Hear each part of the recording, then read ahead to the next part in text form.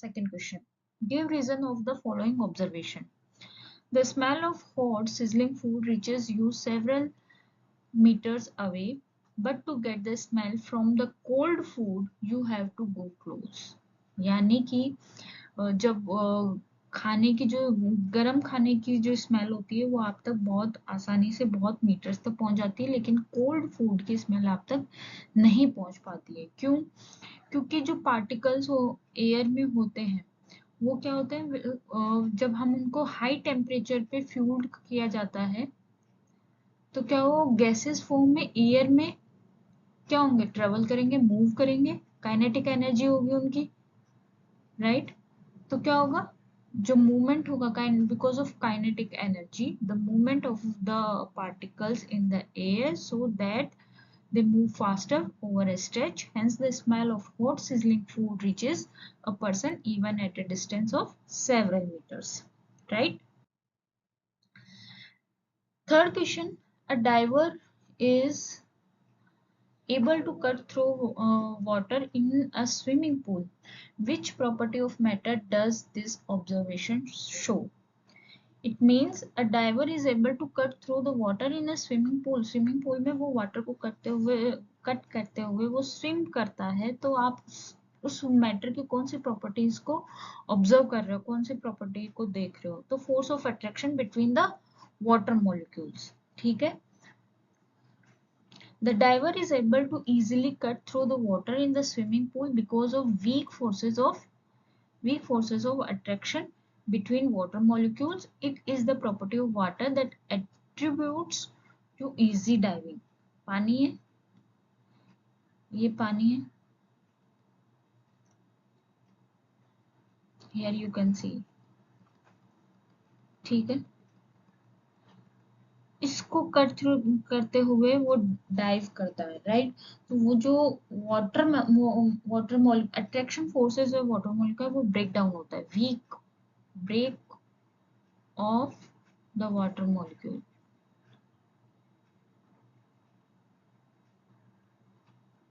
That is why, right? चलिए next question की तरफ चलते हैं। What are the characteristics of particles of matter? Obviously हमने पहले पढ़ा है कि क्या होना चाहिए, उनके बीच में इंटरमोलिकुलर स्पेस होना चाहिए।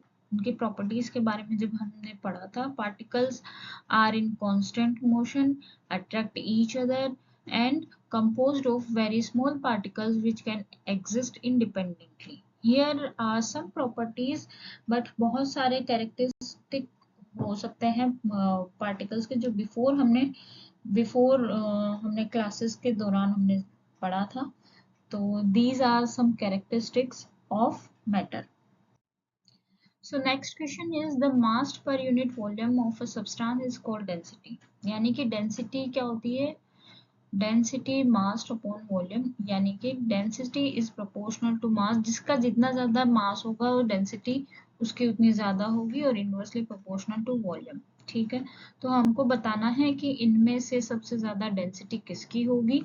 तो ऑब्वियसली बात है, सबसे ज्यादा डेंसिटी होगी आयरन की, क्योंकि इसका मास सबसे ज्यादा है, ठीक है? तो हम इसको इंक्रीजिंग ऑर्डर में लिखते हैं, तो एयर, फिर आ जाएगी हमारी चिमनी, फिर कॉटन, फिर वाटर, फिर हनी, फिर chalk, and फिर iron. This is the order of density and density and is proportional to mass. तो सबसे ज्यादा मास आयरन का है, फिर उससे कम chalk, honey, water. So these are the increasing order of the substances of density. चलिए next question देखते हैं। Give reason. A gas fills completely the vessel in which it is kept. There is a low force of attraction between gas particles. ठीक है, हमने पढ़ा था कि force of attraction gas के पार्टिकल्स में कम होता है, इसीलिए वो स्कैटर्ड फॉर्म में होते हैं, को राइट? तो क्या होगा, तो particles is the field vessel are free to move about, right? So इसीलिए gas fills completely the vessel in which it is kept. A gas exert pressure on the walls of container. Yes, हमने ये भी पढ़ा हुआ है कि gas के जो पार्टिकल्स होते हैं वो वॉल पे क्या करते हैं, एक्सर्ट, प्रेशर एक्सर्ट करते हैं। ठीक है, अब हमको इसका रीजन देना है, क्योंकि इनके बीच में वीकेस्ट अट्रैक्शन फोर्स होता है, so they are always moving in a hazard manner. When a gas particle collides with the container's wall, it exerts force and thus pressure on the wall.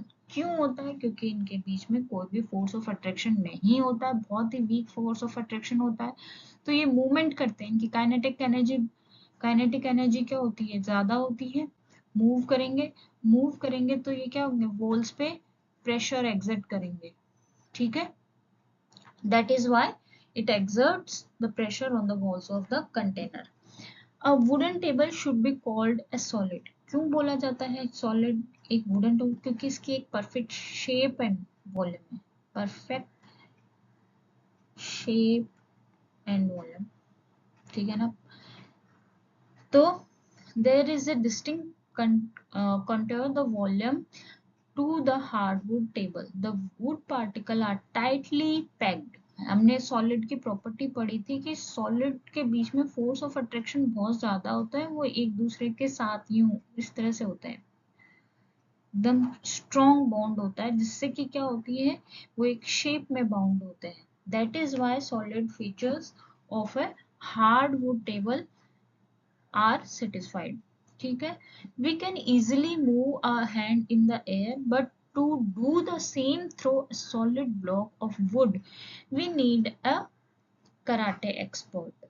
ठीक है, यानी कि बोल रहा है कि हम हमारे हैंड को एयर में इजीली मूव कर लेते हैं, लेकिन जब किसी सॉलिड ब्लॉक ऑफ वुड को ब्रेक थ्रू करना होता है तो हमें कराटे एक्सपर्ट की जरूरत होती है। क्यों? The boundaries between air particles are quite loose. ठीक है, there are a very long way apart and have a lot of space between them. As a result, we may move our hands freely in the air. The particles in the solid block, on the other hand, are bound together by a strong force of attraction. As a result, there is either some or no space between them. ठीक है, so that is why we need the karate expert. Clear? चलिए next question पढ़ते हैं। Liquids generally have a lower density than solids, but you must have observed that ice floats on water. Find out why. क्यों भाई ऐसा क्यों होता है? ठीक है, तो देखिए, maximum density of water eight 4 degree Celsius, density of water अगर हम बात करें वो सबसे ज्यादा 4 डिग्री सेल्सियस पे होती है, और ice is lighter than water. Ice जो होती है वो लाइटर होती है वाटर से, यानी कि आई वाटर वाटर की जो डेंसिटी होती है वो ज्यादा होती है बजाय के आइस से। अगर आइस की डेंसिटी ज्यादा हो जाएगी तो वो क्या हो जाएगी, वो नीचे आ जाएगी। वाटर हैवी होता है, हायर डेंसिटी होती है, दैट इज वाई आइस क्या करती है, फ्लोट करती है। आइस के पास, ice has lighter density, lower density, lighter than water and has a lower density. As a result, it floats on water. ठीक है, चलिए नेक्स्ट देखते हैं हम। Convert the following temperature to Celsius. हमने जैसे कि बात की थी कि 0 डिग्री सेल्सियस पे कितना होता है, 273 केल्विन, और ये 273 हमको ऐड करना होता है डिग्री सेल्सियस पे, जितना डिग्री है उस अकॉर्डिंग, लेकिन यहाँ पे हमको चेंज करना है डिग्री सेल्सियस में, तो हमें माइनस करना होगा। ठीक है, अगर हमको कन्वर्ट करना होता किसमें, डिग्री सेल्सियस को अगर हम केल्विन में चेंज कर रहे होते तो हम एडिशन करते हैं, लेकिन हमको केल्विन से डिग्री सेल्सियस में चेंज करना है तो हम इसमें माइनस कर देंगे। तो 300 केल्विन है, 300 केल्विन को उसमें माइनस कर देंगे, 300 minus 273, that is 27 degree Celsius. Same as like 573 Kelvin, 573 minus 273 is equals to 300 Celsius. It is very easy. Same degree Celsius as I told you. Addition करना होगा। लेकिन इसमें हमसे पूछा क्या है, what is the physical state of water at 250 degree Celsius and 100 degree Celsius. 250 degrees पे तो गैसेस स्टेट आ जाएगी और 100 डिग्री सेल्सियस पे क्या होता है, वो बॉइलिंग पॉइंट स्टार्ट हो जाता है। 100 डिग्री सेल्सियस पे हमने हमने जैसे कि हमने पढ़ा था कि 100 डिग्री सेल्सियस पे क्या होता है, वाटर का बॉइलिंग पॉइंट है वो स्टार्ट होना शुरू हो जाता है कन्वर्ट इनटू गैसेस स्टेट में, और 250 डिग्री क्या हो जाएगा, वो गैसेस स्टेट में कन्वर्ट हो चुका है। ठीक है, चलिए next question. For any substances, why does the temperature remain constant during the change of state? For any substances, किसी कोई भी substances जो कि why does the temperature remain constant during the change of state? क्यों? क्योंकि latent heat has the heat supply to increase the temperature of the substance is used up to transform the state of matter of the substances। यानी कि constant इसलिए रहता है क्योंकि हमने latent heat के बारे में पढ़ा था।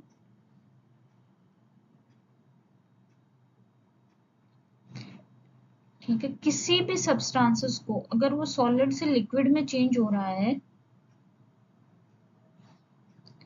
ठीक है, उस और लिक्विड से सॉलिड में आने के लिए उतनी ही एनर्जी की जरूरत पड़ेगी जितनी की सॉलिड से वो लिक्विड में, तो वो कन्वर्टेबल होता रहता है और टेम्परेचर क्या हो जाता है, कांस्टेंट हो जाता है।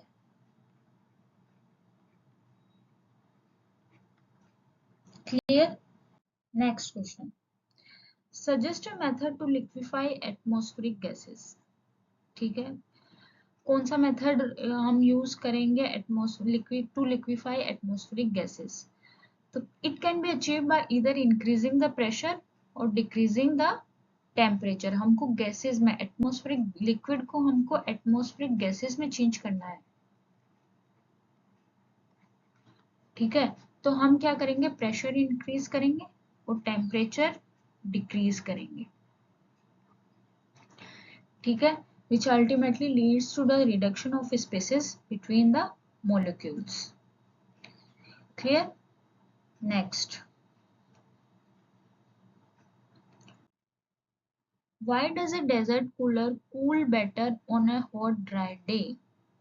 क्योंकि वहां पे टेम्परेचर हाई होता है, ह्यूमिड कम होती है, ह्यूमिड कम होती है। ठीक है, तो क्या हो जाएगा, बेटर एवापोरेशन हो जाएगा। ठीक है, और high levels of evaporation provide better cooling effect, जैसे कि हमने हमारे बिफोर लेक्चर्स में पढ़ा है। ठीक है, बिफोर क्लासेस में पहले पढ़ा है हमने। How does the water capped in an earthen pot become, यानी कि मटका, बिकम कूल ड्यूरिंग समर। मटके में पानी ठंडा क्यों रहता है भाई, मटके में क्या होता है, कुछ छोटे छोटे पोर्स होते हैं, मिट्टी के पोर्स होते हैं। ठीक है, जो कि क्या करते हैं, पेनिट्रेशन करते हैं वाटर का, hence the evaporation from the pot surface. The process of evaporation require energy which is contributed by water in the pot, as a result of which water turns into cooler।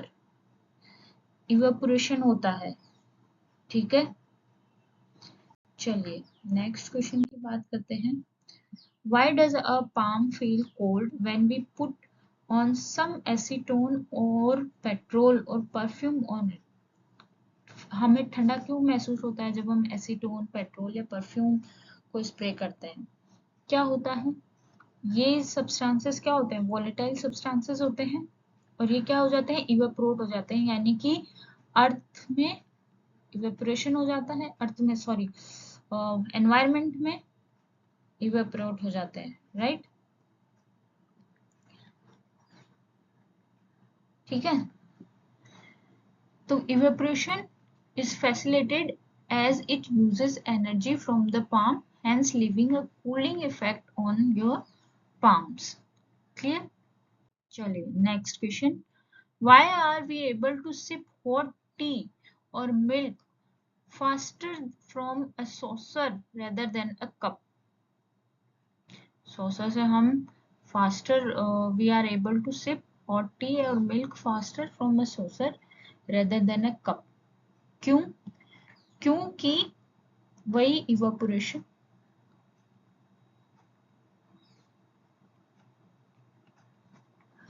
Right. चलिए next question, what type of cloth should be wear in summer? हमें हमेशा light कपड़े क्यों पहनने चाहिए, light colour के कपड़े क्यों पहनने चाहिए समर में? क्यों? क्योंकि वो क्या करते हैं, reflects heat and cotton materials have pores that absorb sweat, facilitating evaporation and hence causing a cooling effect on the skin. Clear? चलिए नेक्स्ट क्वेश्चन, ये हमने पढ़ लिया कैसे केल्विन को सेल्सियस में चेंज किया जाता है और सेल्सियस को केल्विन में चेंज किया जाता है। Give reason of the following observation, naphthalene balls disappear with time without leaving any solid। Naphthalene की बॉल्स क्या हो जाती है, आपने देखा होगा जब हम हमारे कपड़ों में नेफ्थलीन की बॉल्स डालते हैं तो उसके बाद में वो स्मॉल साइज हो जाती है, एकदम छोटी छोटी सॉलिड में कन्वर्ट हो जाता है। क्यों? क्योंकि वहाँ पे उनकी जो सब्लिमेशन एनर्जी है वो डायरेक्टली कन्वर्ट हो जाती है किसमें, गैसेस स्टेट में, without having to undergo the intermediate state, यानी कि वो सीधा that is the liquid state. ठीक है। चलिए next question, we can get the smell of perfume while sitting several metres away. ये हमने पढ़ लिया। ठीक है। Molecules of air move at higher speed, हमने जैसे कि अभी पढ़ा कि काइनेटिक एनर्जी ज्यादा होती है, ठीक है, गैसेस फॉर्म में, तो वो क्या करते हैं, मूवमेंट होता है और उनके पास लार्जर इंटरमोलिकुलर स्पेस होता है, जिसकी वजह से क्या होते हैं, वो सब्सटेंस वोलेटाइल हो जाता है और स्कैटर हो जाते हैं एयर के अंदर, एयर के अंदर स्कैटर हो जाएंगे, जिससे कि क्या हो जाएगी, उनकी less concentrated over a distance, hence we are able to smell perfume sitting several meters away। हमने खाने की बात की थी, hot sizzling water, hot sizzling food, ठीक है, तो सेम लॉजिक है, राइट। चलो next, arrange the following in increasing order forces of attraction of the particles, water, sugar, oxygen. सबसे ज्यादा किसमें होता है फोर्सेस ऑफ अट्रैक्शन, सबसे कम किसमें होता है, oxygen is less than water, water is less than the sugar, यानी कि सबसे कम किसमें होता है, शुगर में। सबसे ज्यादा सॉलिड की बात हो रही है, हम इंक्रीजिंग ऑर्डर की बात कर रहे हैं ना, तो sugar is a solid, solid में फोर्सेस ऑफ अट्रैक्शन सबसे ज्यादा होता है, ठीक है। और सबसे कम किसमें होता है, गैसेस फॉर्म में, ऑक्सीजन, लिक्विड में मिनिमम, ये तो सॉलिड लिक्विड गैस की बात हो रही है। चलिए बहुत ही इजी क्वेश्चन था। नेक्स्ट क्वेश्चन पढ़ते हैं, ये डिग्री सेल्सियस, 0 डिग्री सेल्सियस और 100 डिग्री सेल्सियस, इसमें हमको फिजिकल स्टेट बतानी है पानी की। तो 25 डिग्री सेल्सियस पे water will be in liquid form, normal room temperature रहता है। 0 डिग्री पे क्या होता है, फ्रीजिंग पॉइंट होता है वो, ना तो वो सॉरी फ्रीजिंग पॉइंट होता है, बहुत सॉलिड और लिक्विड दोनों places are observe. 100 degree Celsius पे वो बॉइलिंग पॉइंट होता है, so hence both liquid and gaseous state of water are observed।